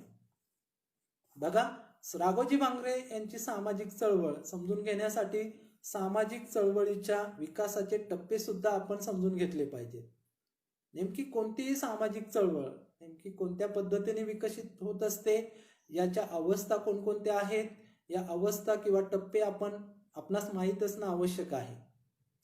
बघा, कोणत्याही सामाजिक चळवळीमध्ये प्राथमिक अवस्था येते, संघटन अवस्था येते, संस्थागत अवस्था येते, त्यानंतर विनाश अवस्था येत असते.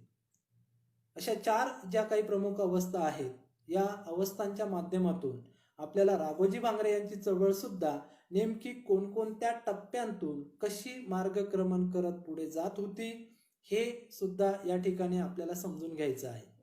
सर्वात प्रथम आपण विचार करूयात प्राथमिक अवस्थेचा. नेमकी प्राथमिक अवस्थेमध्ये राघोजी भांगरे यांची चळवळ कशी होती, कशी उदयास आली, नेमकं काय होतं. जसे शिक्षण प्रवाहाचे वेगवेगळे टप्पे आहेत, नवीन शैक्षणिक धोरणात वेगवेगळे टप्पे मांडले, तसे राघोजी भांगरेंच्या चळवळीच्या सुद्धा वेगवेगळ्या अवस्था या ठिकाणी आपल्याला मांडता आल्या पाहिजेत, त्या पटवून देता आल्या पाहिजेत. बघा, सह्याद्रीच्या पट्ट्यात इंग्रजांचे आगमन झाल्याने जंगलावरील आदिवासींचे असणारे हक्क हळूहळू कमी व्हायला सुरुवात झाली होती. अनेक बंधनं आदिवासींना पाळावी लागल्याने समाजात असंतोष निर्माण झालेला होता. त्यात सावकार, जमीनदार अन्यायकारकपणे आदिवासींच्या व इतर शेतकऱ्यांच्या जमिनी ताब्यात घेत होते. प्रश्न फक्त आदिवासींचा मुळातच नव्हता, इथल्या प्रत्येक शेतकऱ्याचा होता, इथल्या प्रत्येक कष्टकऱ्याचा होता. फक्त बहुसंख्येने आदिवासी होते म्हणून त्याला आदिवासी लढ्याकडे घेऊन जाण्याचं काम आपण करायचं नाहीये. तो एक व्यापक लढा होता आणि बघा, तो असंतोष त्या ठिकाणी सर्व समाजामध्ये पसरलेला होता. त्यात सावकार, जमीनदार अन्यायकारकपणे आदिवासींच्या व इतर शेतकऱ्यांच्या जमिनी ताब्यात घेत होते. त्यात इंग्रजांनी सावकार व जमीनदार यांना संरक्षण दिल्याने येथील शेतकरी वर्गाचे जगणे मुश्किल झाले होते, अवघड झाले होते. या अन्यायाविरोधात आवाज उठवत राघोजी भांगरे यांनी शोषित लोकांना आपल्याकडे आकर्षित करून चळवळ उदयास आणली होती. म्हणजेच इंग्रजी सत्तेच्या अन्यायकारक धोरणांच्या बाबतीत लोकांत असणारी अस्वस्थतेची भावना, असंतोषाचा जो काही विचार होता, तो राघोजी भांगरे यांच्या सामाजिक चळवळीच्या निर्मितीची प्राथमिक अवस्था होती असं मला वाटतं. म्हणजे जंगलावर माझा हक्क आहे, परंतु इंग्रज मला जंगलात जाऊ देत नाहीयेत, ही ठिणगी होती राघोजी भांगरेंच्या चळवळीच्या उदयाची. बघा, संदर्भ वेगवेगळे त्या ठिकाणी आपण तपासून घेऊ शकतो, आपण पडताळून पाहू शकतो. आपण राघोजी भांगरेंच्या चळवळीचा पुढचा मुद्दा या ठिकाणी पाहत आहोत, संघटन अवस्था. बघा, पहिली होती प्राथमिक अवस्था, आता आपण संघटन अवस्थेकडे वळतोय. बघा, बाडगीची माची सगळ्यांना माहीत असेल. राघोजींचं जे काही कामकाज चालायचं सामाजिक चळवळीचं, त्या ठिकाणाला बाडगीची माची असं म्हटलं जातं. ज्या बितनगडाचा उल्लेख या ठिकाणी आला, त्या बितनगडापासून काही अंतरावर व शेनीत पासून वरती चढत गेल्यानंतर त्या ठिकाणी आपल्याला हे बाडगीचं माचीचं ठिकाण पाहायला मिळतं. आजही त्या ठिकाणी पोहोचणं किती अवघड आहे, किती खडतर आहे, हे सगळ्यांना माहिती आहे. जे तिथं गेले असतील त्यांनी त्या ठिकाणी गेल्यानंतर खाली ज्यावेळेस आपण बघतो त्यावेळेस त्या काळात काय परिस्थिती असेल हे चित्र नक्कीच प्रत्येकाच्या समोर उभं राहत असेल. बघा, आता नेमकं काय चाललंय संघटन अवस्थेमध्ये, तर बाडगीच्या माचीवरून आपला कारभार चालवत असताना समाजातील लोकांना न्याय मिळवून देण्याचे काम राघोजी भांगरे करत होते. सावकार व जमीनदार यांनी लोकांच्या बळकवलेल्या जमिनी व त्यामुळे लोकांचे अवघड झालेले जगणे, सक्तीने गोळा केला जाणारा शेतसारा व त्याचा शेतकऱ्यांना होणारा दुष्परिणाम, सावकारांकडून महिलांवर केले जाणारे अत्याचार, अशा विविध कारणांमुळे समाजात असंतोष पसरलेला होता. हे प्राथमिक अवस्थेमध्ये आपण या ठिकाणी बघितलेलं आहे. या सर्वांविरोधात राघोजीने लढा उभारल्याची माहिती लोकांपर्यंत पोहोचल्याने स्वतःहून तरुण त्यांच्या या कार्यात सहभागी होत होते. बघा, आता संघटनाला सुरुवात झाली. राघोजींचे विचार आता राघोजींचे राहिलेले नाही आहेत, ते समाजाचे झालेले आहेत. कारण जो काही असंतोष होता तो समाजाचा होता, जो काही अन्याय होता तो समाजावर होत होता, ज्या काही समस्या इंग्रजांच्या अतिक्रमणामुळे झाल्या होत्या त्या समाजाच्या होत्या, एकट्या राघोजी भांगरेंच्या नव्हत्या. म्हणून ते विचार समाजापर्यंत पोहोचल्यानंतर राघोजींकडे एक एक तरुण स्वतःच्या इच्छेने आकर्षित होत होता. नवे नवे तो त्यांच्या लढ्यामध्ये, त्यांच्या चळवळीमध्ये सहभागी होत होता.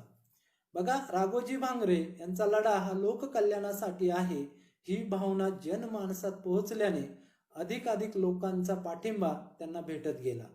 यातून त्यांची चळवळ अधिक संघटित होत गेली. ही झाली त्यांच्या चळवळीची संघटन अवस्था. बघा, राघोजींना फक्त सह्याद्रीतूनच माणसं येऊन मिळाली असं काही नाही. ग्वाल्हेरचं संस्थान, बघा, इतिहासाचे अनेक जण विद्यार्थी असतील, ग्वाल्हेरचं संस्थान कुठं आहे, तिथून सुद्धा अनेक माणसं या ठिकाणी राघोजींना येऊन मिळालेली होती. त्याचा संदर्भ आपण पुढे पाहणारच आहोत. पुढचा मुद्दा आपल्याला अभ्यासायचा आहे तो म्हणजे संस्थागत अवस्था. बघा, कोणतीही सामाजिक चळवळ या 4 अवस्थांमधून जाते, म्हणून राघोजी भांगरेंची चळवळ सुद्धा आपण या अवस्थांमधून गेली होती का, हे या ठिकाणी पडताळून पाहण्याचा एक प्रयत्न करतोय. बघा, या अवस्थेमध्ये आता संस्थागत अवस्थेचा आपण विचार करतोय. या अवस्थेमध्ये चळवळ समाजात प्रस्थापित होऊन लोकांवर तिचा प्रभाव पडतो. बघा, आणि तिला समाज मान्यता प्राप्त होते. राघोजी भांगरे यांच्या चळवळीला सुद्धा समाज मान्यता होती. त्यांच्या चळवळीचे नियम व विशिष्ट कार्यपद्धती होते. बघा, एखादं संघटन मोठं करायचं असेल तर नियम अलिखित का होईना पण नियम असावे लागतात, त्याची कार्यपद्धती ठरवून घ्यावी लागते. जर नियम नसतील आणि कार्यपद्धती जर ठरवून घेतलेली नसेल, भले तुम्ही कागदावर लिहा किंवा 4 चौघात ती बोलून ठरवून घ्या, परंतु ती ठरवून घ्यावी लागते, तरच चळवळ पुढे जाते. आणि ती जर आपण ठरवून घेतली नाही तर अराजकता माजते, संघटन 4 दिशेंना धावायला सुरुवात होते आणि लवकरच ते मोडकळीस येते. राघोजींच्या बाबतीत तसं झालेलं नाहीये. बघा, त्यांच्या चळवळीची विशिष्ट नियम होते, विशिष्ट कार्यपद्धती होती, परंतु चळवळीचे ध्येय व उद्दिष्ट साध्य होण्याच्या टप्प्यात चळवळ असताना, बघा, चळवळीचं उद्दिष्ट होतं शेतकऱ्यांच्या जमिनी शेतकऱ्यांना मिळवून देणे, त्यांना नवं स्वातंत्र्य देणे, इंग्रजांना किंवा सावकारांना इथून हाकलून लावणे, आणि त्यासाठी त्यांची चळवळ काम करत होती. ते चळवळीचं ध्येय व उद्दिष्ट साध्य होण्याच्या मार्गावर असताना काय घडलंय बघा, अतिशय टर्निंग पॉइंट आहे. राघोजी भांगरे यांच्या जीवनातला हा टर्निंग पॉइंट आहे. बघा, जुन्नरचा उठाव या ठिकाणी घडलेला आहे. राघोजी भांगरेंनी कधीही पाठीवरून कोणावर हल्ला केला नाही, गुपचूप हल्ला केला नाही.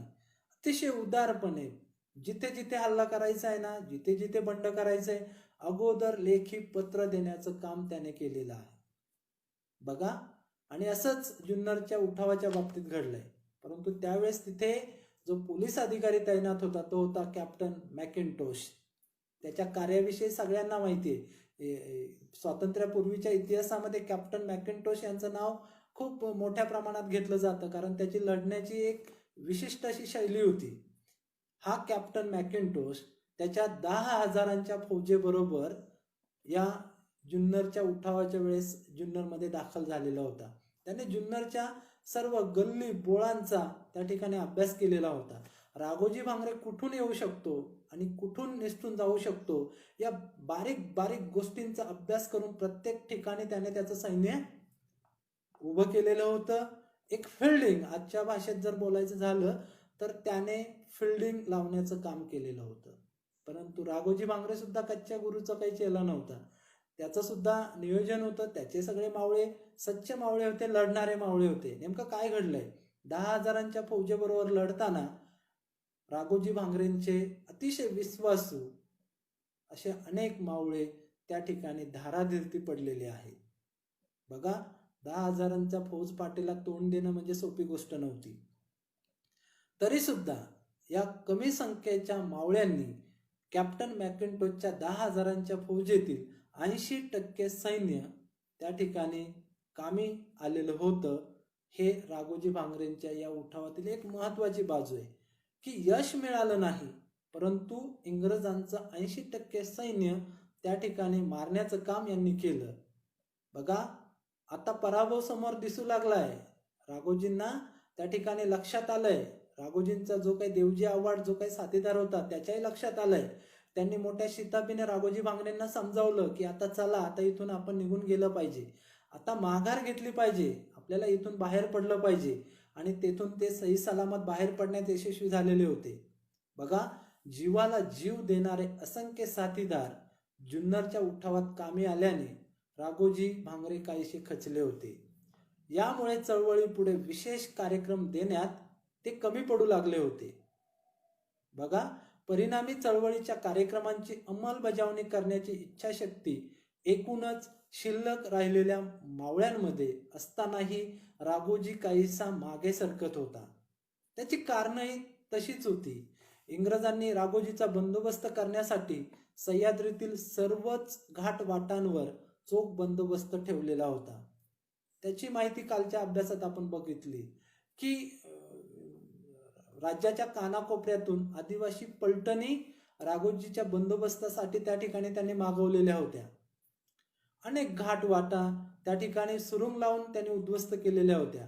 अनेक किल्ले, मग तुम्ही अलंग कुलंग मदन जर बघितलं असेल, कळसुबाईच्या पाठीमागे पश्चिमेला आहे, अतिशय सुंदर असे किल्ले आहेत.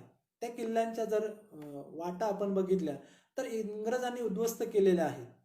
अशाच प्रकारे सह्याद्रीतून कोकणामध्ये जाण्याचे मार्ग असतील किंवा इतर ठिकाणी मग नाशिककडे जाण्याचे मार्ग असतील, सर्व उद्ध्वस्त केले होते. आणि जे सोपे होते तिथे चोख बंदोबस्त ठेवला होता. सर्व बाजूने नाकेबंदी करून राघोजींना या ठिकाणी जेरीस आणण्याचा प्रयत्न किंवा त्यांना अटकेसाठीचा प्रयत्न त्या ठिकाणी त्यांनी केलेला होता. परिणामी चळवळीतील एक एक कार्यकर्ता यातून बाहेर पडत गेला. बघा, एक एक कार्यकर्ता का बाहेर पडला हे त्यांच्या चळवळीचं अपयश नव्हतं, तर त्यांच्या कार्यकर्त्यांच्या सुरक्षेच्या दृष्टीने ते खूप महत्वाचं होतं. राघोजी भांगरेंच्या सुरक्षेच्या दृष्टीने सुद्धा ते तितकंच महत्वाचं होतं. म्हणून त्यांची ती चळवळ अयशस्वी झाली नव्हती, तर या अवस्थेमध्ये ती चळवळ मंदावलेली होती आणि ती त्या काळाची गरज होती. आता पुढच्या अवस्थेमध्ये नेमकं काय घडलंय, पुढच्या अवस्थेचं नाव ऐकून कदाचित आपल्या मनात वेगवेगळे प्रश्न निर्माण होऊ शकतात. पुढची अवस्था विनाश अवस्था. इथं कदाचित विनाश शब्दाचा तुम्ही शब्दशः अर्थ घ्याल, परंतु तसा अर्थ इथं आपल्याला घ्यायचा नाहीये. इथे विनाश म्हणजे विघटन होय. बघा, काही विज्ञानाचे विद्यार्थी असतील, काही अभ्यासक असतील, त्यांना विघटन शब्द चांगला माहिती आहे. विघटन म्हणजे, आता समाजशास्त्राच्या दृष्टिकोनातून आपण त्या शब्दाचा अर्थ समजून घेणार आहोत. विघटन म्हणजे चळवळीच्या हितासाठी एकमेकांपासून दूर जाणे व नेमून दिलेले किंवा एकत्रितपणे ठरवून घेतलेले काम किंवा जबाबदारी पार पाडणे होय. बघा, विनाश अवस्था म्हणजे विघटन अवस्था. आणि विघटन अवस्था का महत्वाची आहे, तर आपल्याला नेमून दिलेलं काम किंवा जबाबदारी सुरक्षितपणे छुप्या पद्धतीने पार पाडणं. आणि ही प्रत्येक चळवळीची गरज वेगवेगळ्या प्रसंगामध्ये असते. प्रत्येक चळवळीला या प्रसंगातून जावंच लागतं. याचा अर्थ ती विनाश पावते असं होत नाही किंवा ती संपुष्टात येते असाही अर्थ होत नाही. बघा, जेव्हा एखादी चळवळ समाजातील लोकांच्या जगण्या मरण्याचा भाग बनते, राघोजींची चळवळ ही लोकांच्या जगण्या मरण्याचा भाग बनलेली होती. हे बुधा पेढेकरांच्या बलिदानातून आपण समजून घेतलेलं आहे. बघा, जेव्हा एखादी चळवळ समाजातील लोकांच्या जगण्या मरण्याचा भाग बनते, तेव्हा ती समाजाच्या अस्तित्वापर्यंत टिकून राहते. बघा, समाजाचं अस्तित्व मी म्हटलेलं आहे, व्यक्तीचं अस्तित्व म्हटलेलं नाहीये किंवा चळवळीतल्या कार्यकर्त्याचं अस्तित्व मी म्हटलेलं नाहीये. समाजाच्या अस्तित्वापर्यंत ती टिकून राहते. आज समाज आहे या सगळे सहमत असतील. मग जर समाज आहे तर राघोजींची चळवळ असायलाच पाहिजे. आहे ती वेगवेगळ्या स्वरूपात तुमच्या माझ्यामध्ये आहे, वेगवेगळ्या विचारांमध्ये आहे, वेगवेगळ्या कृतींमध्ये आहे. फक्त ते मांडण्याचं काम आता तुम्हाला आणि आपणा सर्वांना करायचं आहे. राघोजी भांगरे यांच्या अटकेनंतर पुढे काय झालंय बघा. आपण विनाश अवस्थेचा म्हणजे विघटन अवस्थेचा या ठिकाणी विचार करतोय की राघोजी भांगरेंनी वेगळा वेश परिधान केला. ते वेगवेगळ्या ठिकाणी छुप्या, जे सुरुवातीच्या काळात ते अगोदर पत्र पाठवायचे, बंड करायचे, इशारा द्यायचे, हे सगळं सुरुवातीच्या काळात त्यांनी केलं. परंतु ज्यावेळेस संघटन अवस्थेतून ते पुढे जात होते, अनेक त्यांचे साथीदार मृत्युमुखी पडलेले होते, त्यावेळेस ते विघटन अवस्थेत पोहोचलेले होते. त्यावेळेस त्यांनी काय केलंय बघा. नेमकी त्यांची लढण्याची शैली कशी होती हे या ठिकाणी आपल्याला समजून घ्यायचंय. बघा, राघोजी भांगरे यांच्या अटकेनंतर ठाणे येथील कारागृहात त्यांना फाशी देण्यात आली. मी डायरेक्ट ठाणे येथील कारागृहात पोहोचलोय. मध्ये भरपूर ऐतिहासिक संदर्भ आहेत. मग पंढरपूरला त्यांनी व्यायामशाळा चालू केल्या असतील, तिथे काही नवीन संघटन सुरू केलं असेल, असे अनेक संदर्भ मध्ये आहेत. परंतु त्यांचा सगळ्यांचा मी विचार करत नाही. मी राघोजी भांगरे यांच्या ठाणे येथील कारागृहात त्यांना जी फाशी देण्यात आली या प्रसंगापर्यंत या ठिकाणी पोहोचलेलो आहे. चळवळीचं अस्तित्व या प्रसंगातून खूप महत्वाची भूमिका पार पाडते. बघा, राघोजी भांगरेंची चळवळ आपण असं म्हणतोय. बघा, राघोजी भांगरेंची चळवळ असं आपण म्हणतोय. मग राघोजी भांगरेंना फाशी दिल्यानंतर या चळवळीचं काय झालं असेल ते आपल्याला या विघटन अवस्थेमध्ये समजून घ्यायचंय. बघा, विघटन झाले म्हणजे आपण नेमकं काय झालं ते या ठिकाणी समजून घ्यायचंय. राघोजी भांगरे यांना फाशी दिल्यानंतर त्यांनी जे कार्य सुरू केलेलं होतं ते कार्य पुढे नेण्याचं काम होणाजी केंगले, सत्तू मराडे, कोंड्या नवले यांच्या माध्यमातून सह्याद्रीच्या या पर्वतरांगांमध्ये सुरूच होतं. यावरून राघोजी भांगरे हे जरी शहीद झाले असले तरी त्यांच्या प्रेरणेतून अनेक वीर या सह्याद्रीच्या कुशीत जन्माला आले. ही त्यांच्या चळवळीची व्यापकता आहे असं मला वाटतं. बघा, वेगवेगळे, मी फक्त होणाजी केंगले, सत्तू मराडे, कोंड्या नवले यांची नावं घेतली म्हणजे तेवढीच नव्हती, ती प्रातिनिधिक आहेत. अशी अनेक नावं आहेत. अनेक नावं तुमच्या माझ्या माध्यमातून किंवा वेगवेगळ्या पुस्तकांच्या माध्यमातून ती पुढे येतील, आलीच पाहिजेत. त्यांचा इतिहास पुढे आला पाहिजे, त्यांचा स्वतंत्र इतिहास पुढे आला पाहिजे असं माझ्यासारख्या एका इतिहासाच्या विद्यार्थ्याला तरी वाटतं. बघा, चळवळी या हक्कांसाठी, उद्दिष्टांसाठी, हेतूंसाठी, ध्येयांसाठी उगम पावतात आणि त्यांची पूर्तता झाली की चळवळीतील अनुयायी चळवळीपासून दुरावून तिच्या विघटनाची प्रक्रिया सुरू होते. तिचा विनाश होतो असं मी म्हणणार नाही, परंतु ती शेवटाकडे आलेली असते जर त्या चळवळीचं ध्येय पूर्ण झालं तर. चळवळीचे रूपांतर संस्थेत झाले की ती चळवळ राहत नाही. राघोजी भांगरे यांच्या चळवळीच्या बाबतीत बोलायचे झाले तर आपणास सांगता येईल की ज्या प्रकारे इंग्रजांकडून केल्या जाणाऱ्या अन्यायामुळे जनतेत असंतोष होता, त्याच प्रकारचा असंतोष आजही आपल्या सभोवताली आपल्याला पाहायला मिळतो. त्याचं स्वरूप वेगळं आहे. बघा, स्वरूपाचाच विचार करायचा झाला तर गुणवत्तापूर्ण शिक्षणाचा अभाव आहे, त्यासाठी आपण सर्व भांडत आहोत. विद्रोही विद्यार्थी चळवळ त्यासाठीच आपला लढा उभारते की वसतिगृहातील विद्यार्थ्यांना सोयी सुविधा मिळाल्या पाहिजेत. गुणवत्तापूर्ण, नुसतं शिक्षण नको, गुणवत्तापूर्ण शिक्षण आपणास हवंय आणि ते मिळत नाहीये, म्हणून असंतोष आपल्या सर्वांमध्ये आहे. बेरोजगारी आहे. सरकारची बदलती धोरणं कुठेतरी आपल्याला या ठिकाणी मारक ठरतायत असं या ठिकाणी जाणवतंय. आदिवासींच्या राजकीय दबाव गटाचा अभाव अनेक आदिवासी कार्यकर्त्यांना जाणवतोय. अनेक ठिकाणी कुपोषण पाहायला मिळतंय. घटनेतील कायद्यांची प्रभावी अंमलबजावणी होताना आपल्याला दिसत नाहीये. जे बोगस आहेत, त्यांची जी काही प्रमाणपत्र आहेत ते अवैध ठरू नये, सरकार त्यांच्यावर कोणतीही कारवाई करत नाहीये. हेही प्रश्न तुमच्या आमच्या माध्यमातून अनेकदा पुढे येतात. भटक्या विमुक्तांचे प्रश्न वेगळे आहेत. भ्रष्टाचाराच्या बाबतीत बोलायलाच नको. शेतमालाला अपेक्षित बाजारभाव मिळत नाही म्हणून शेतकरी असंतोष व्यक्त करतायत. अशा विविध बाबींमुळे समाजात असंतोष आहे. तो वेगवेगळ्या चळवळींच्या माध्यमातून मांडलाही जातोय. मग राघोजी भांगरेंच्या चळवळीचं काय?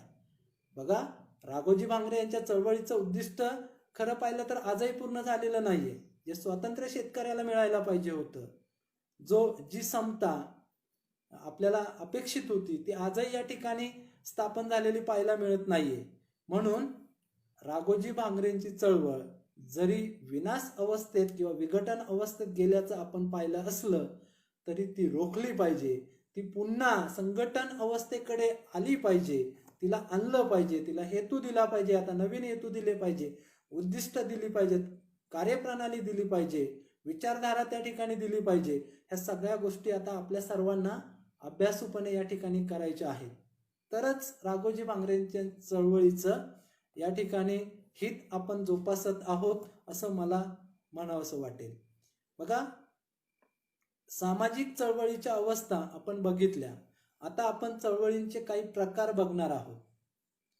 बघा, मनात वेगवेगळे प्रश्न येऊ शकतात की आतापर्यंत काय झालं. अगोदर आपण व्याख्येतील मुद्दे बघितले, नंतर अवस्था बघितल्या, आता आपल्याला प्रकार बघायचे. सामाजिक चळवळीचे नेमके प्रकार किती आहेत किंवा कसे आहेत, मग त्यात राघोजी भांगरेंची चळवळ नेमकी कोणत्या प्रकारात मोडते याबाबत थोडासा विचार या ठिकाणी आपण करणार आहोत. बघा, विचार प्रणाली युक्त, संघटनात्मक आणि दैवी गुणाधिष्ठित हे चळवळीचे 3 आदर्श प्रकार समाजशास्त्राच्या विविध पुस्तकांमध्ये वाचायला मिळतील. हे 3 आदर्श प्रकार संघटन, विचार प्रणाली आणि नेतृत्व या 3 घटकांवर अवलंबून असतात.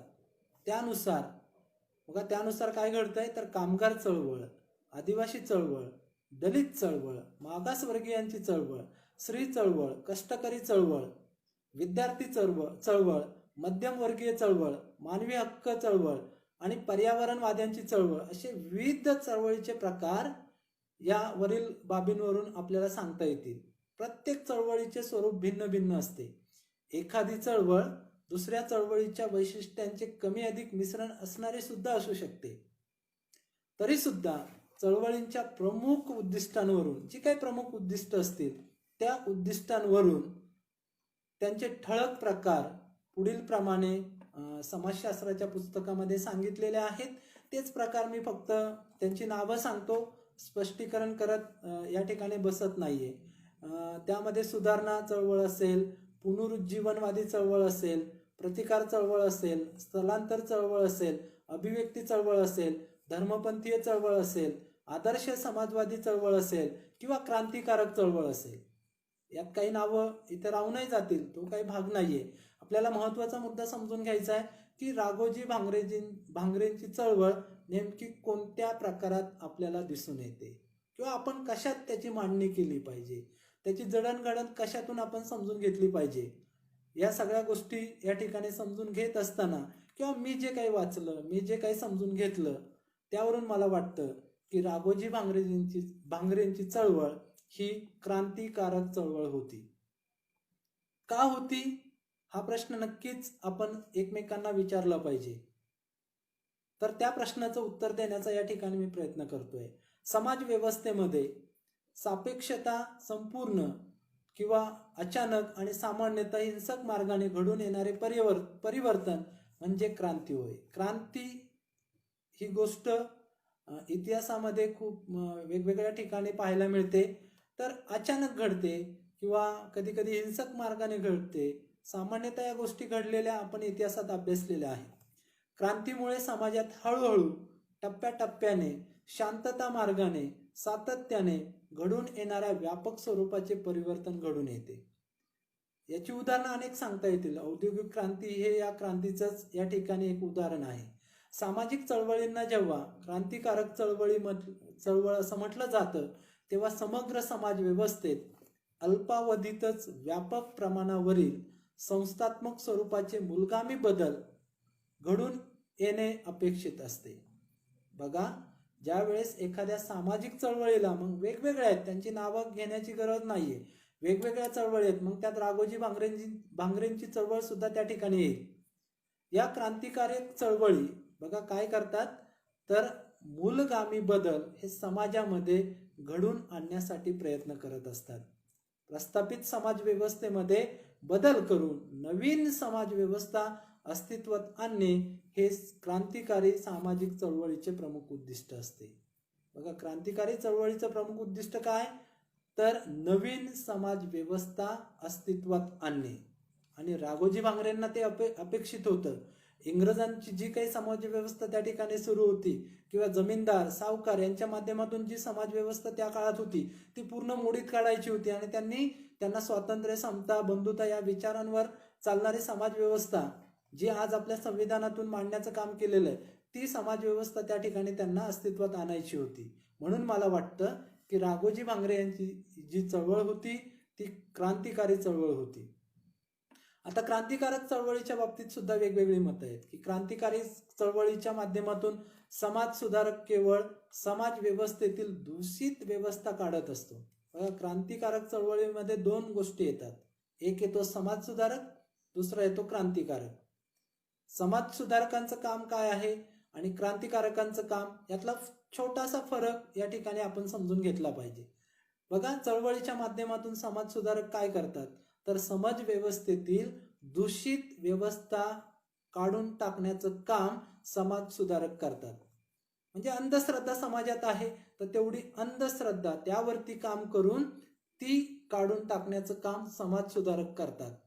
मात्र क्रांतिकारक काय करतात ते बघा, तर क्रांतिकारक हा संपूर्ण प्रस्थापित समाज व्यवस्थाच बदलून त्या जागी सुयोग्य समाज व्यवस्था आणण्याचं काम करतो. आणि ते काम राघोजी भांगरेंनी त्या ठिकाणी सुरू केलेलं होतं. त्यामुळे लक्षात घ्या, समाज सुधारक आणि क्रांतिकारक हे एकमेकांविरोधी असल्याचंही चित्र आपल्या समोर अनेकदा दिसून येतं. जहाल मतवादी, मवाळ मतवादी अशाही संकल्पना वेगवेगळ्या ठिकाणी मांडताना आपल्याला पाहायला मिळतात. समाज व्यवस्थेतील बदल किती प्रमाणात घडवून आणायचा आणि त्यासाठी कोणता मार्ग अवलंबवायचा या बाबतीत क्रांतिकारक आणि समाज सुधारक यांच्यामध्ये मतभेद असू शकतात आणि असतातच. वैचारिक ते मतभेद असले पाहिजेत, ते वैयक्तिक होता कामा नयेत. वैचारिक पातळीवर मतभेद असले पाहिजे, त्याच्यावर चर्चा झाल्या पाहिजेत. परंतु ज्यावेळेस उद्दिष्टांप्रती लढण्याची वेळ येते त्यावेळेस मात्र कुठेतरी आपल्याला तडजोड करून एकत्र येण्याची गरज प्रत्येक चळवळीच्या बाबतीत या ठिकाणी होते.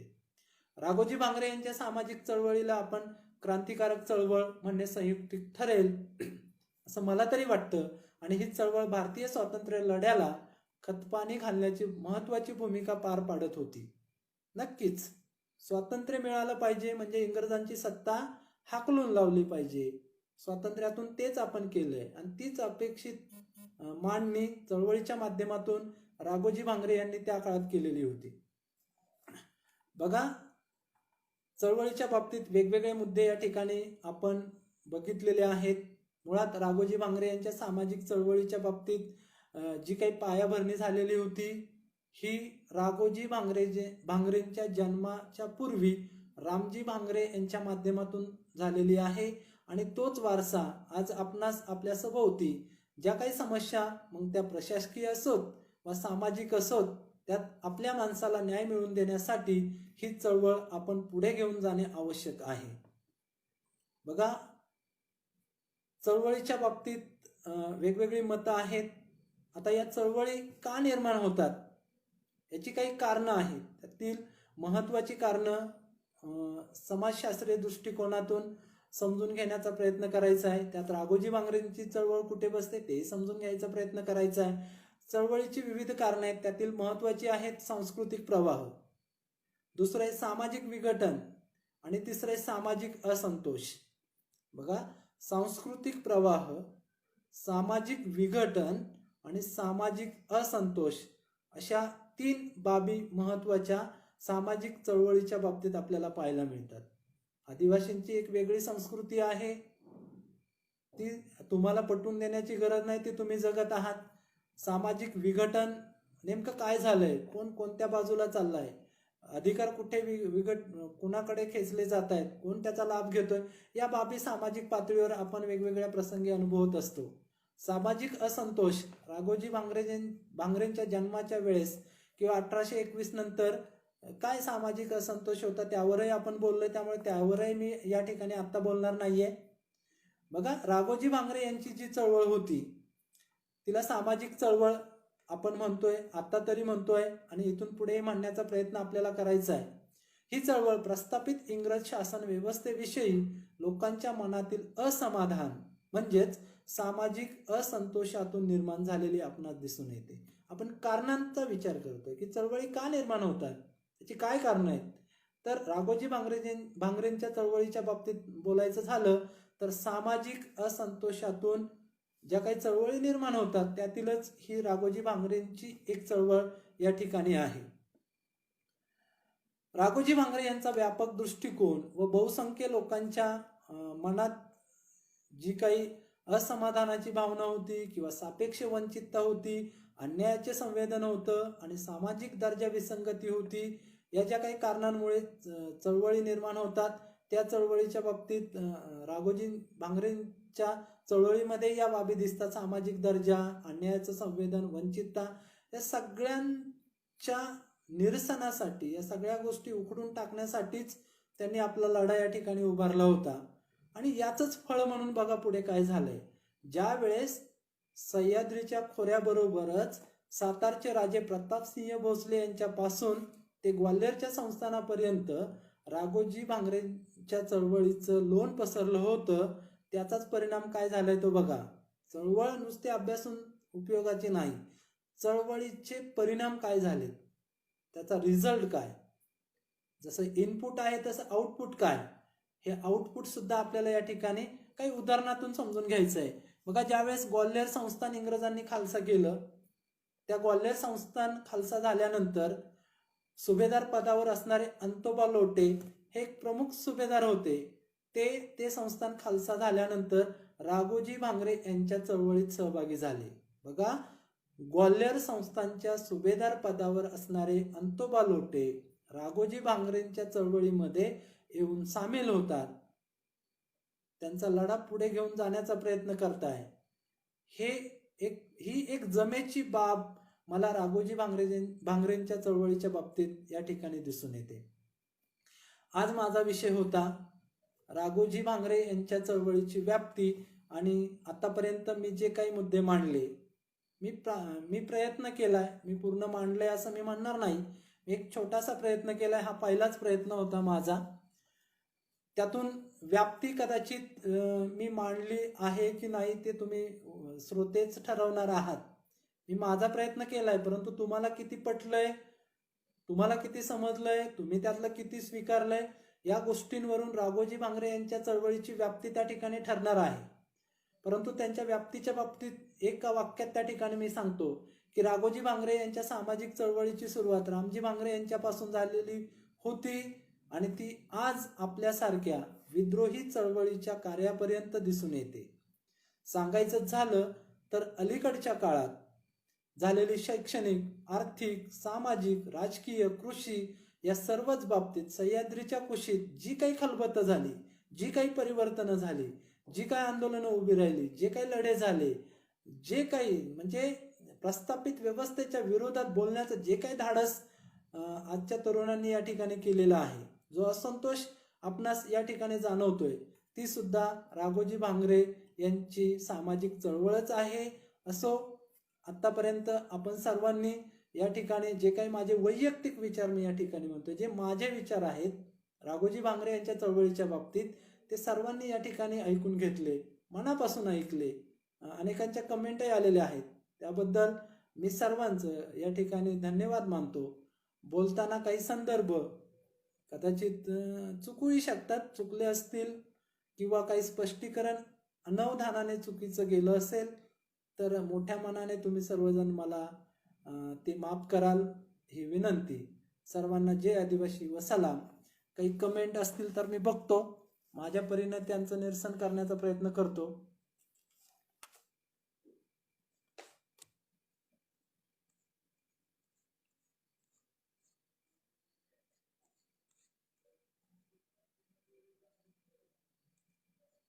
असो, इथे कमेंटमध्ये मला प्रश्न तरी दिसत नाही, असतील कदाचित तर आपण लेखी साहित्याच्या माध्यमातून त्यांची उत्तरं देण्याचा नक्की प्रयत्न करू. आपल्या सर्वांच्या कमेंट हे माझ्यासाठी आशीर्वाद आहेत, ते नक्कीच येथून पुढे राहतील. आणि ही संधी उपलब्ध करून दिल्याबद्दल डॉक्टर जालिंदर घिगे यांचं मी मनापासून आभार मानतो आणि माझे 2 शब्द थांबवतो. जय राघोजी, जय बिरसा. धन्यवाद.